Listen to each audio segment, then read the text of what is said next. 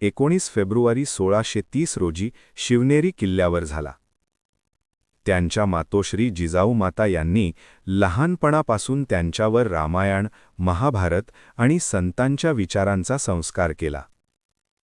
वडील शहाजीराजे भोसले हे पराक्रमी सरदार होते. लहान वयातच शिवाजी महाराजांनी स्वराज्याचे स्वप्न पाहिले.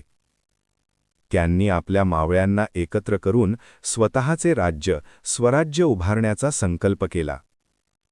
तो काळ मुघल आणि आदिलशाही सत्तेचा होता. पण शिवाजी महाराजांनी धैर्य, बुद्धी आणि उत्तम युद्धनीतीने अनेक किल्ले जिंकले. अफझलखान वध. आदिलशहाने शिवाजी महाराजांना मारण्यासाठी अफझलखान पाठवला.